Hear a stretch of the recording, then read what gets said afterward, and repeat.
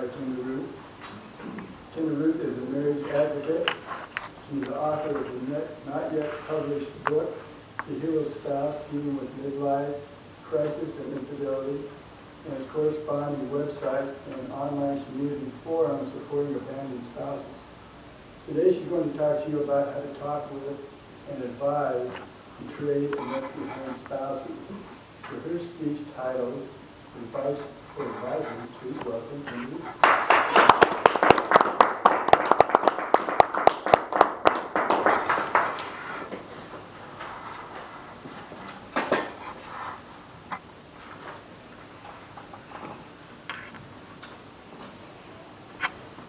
Thank you, Mr. Toastmaster and fellow Toastmasters. When I gave my first speech to you, I pretended that this was a marriage conference. You were marriage counselors or marriage advocates like me. Today, there's no pretending. My topic is the same. I'm still going to be talking about marriage and infidelity. But you get to be you. That's because we all know someone who's been divorced. Maybe it's you. We all know someone who's been betrayed. You at least know me. You probably know somebody who's been the betraying spouse. And maybe you know the affair partner or alienator from someone else's marriage. Today, your friend is sitting at your kitchen table, and she's crying. She's the betrayed spouse. Maybe she just found out last night. Maybe it's been going on for 2 years, and it's been up and down. Either way, you've been with her through it all. What are you going to tell her?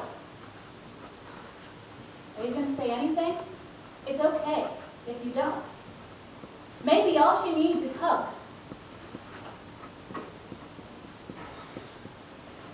But how are you going to offer her comfort? The danger is that you might bring in your own agenda and tell her what you think she should do or what you would do. But that's not your job. Your job is to listen. What does she want?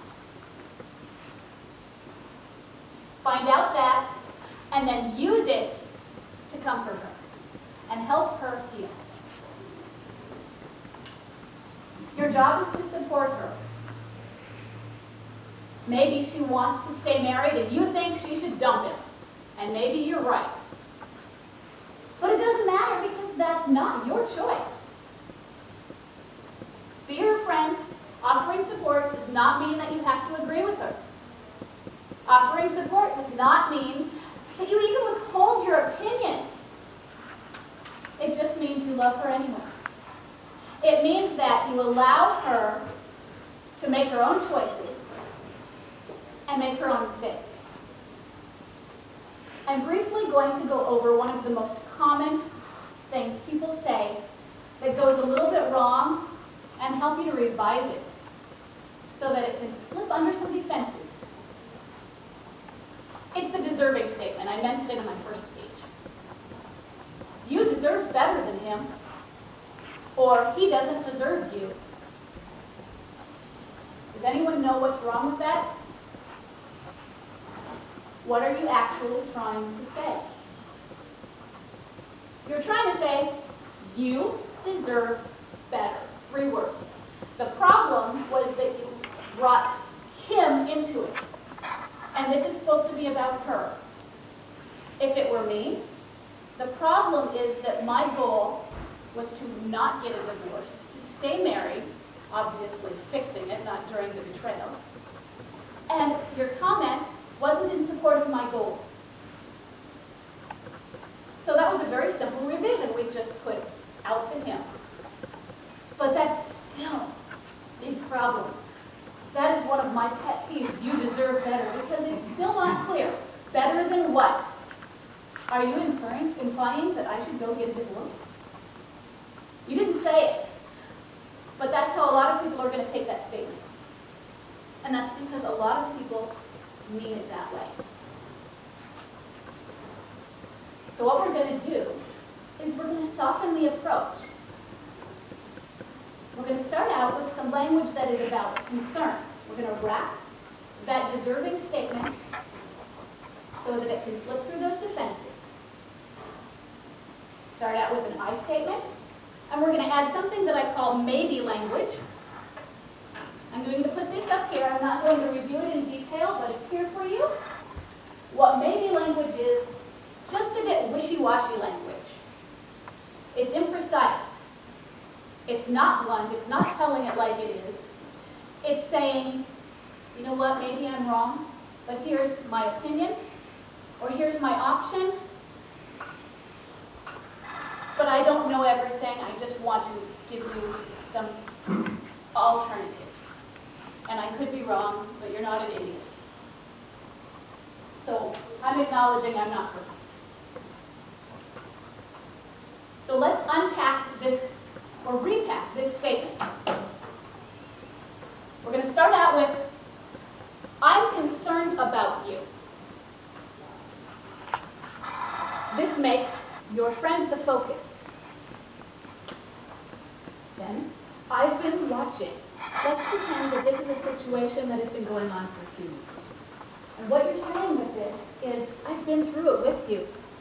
You're giving yourself credibility. And this situation is not new.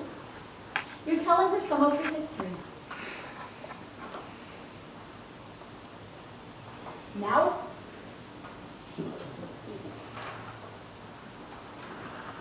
we get to the actual statement. You deserve better, and then I've added an additional point of concern.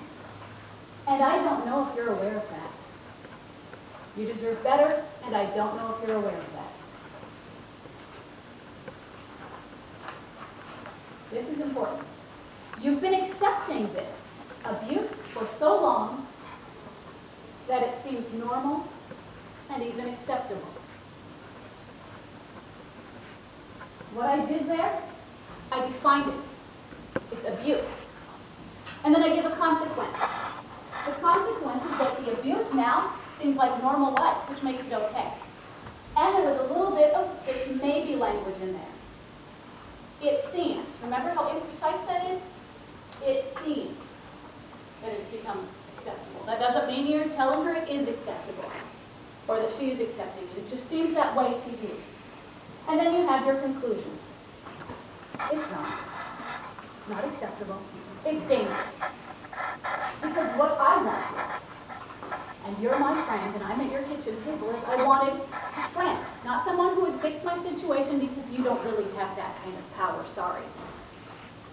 I just wanted somebody to give me a hug and say, it's going to be okay.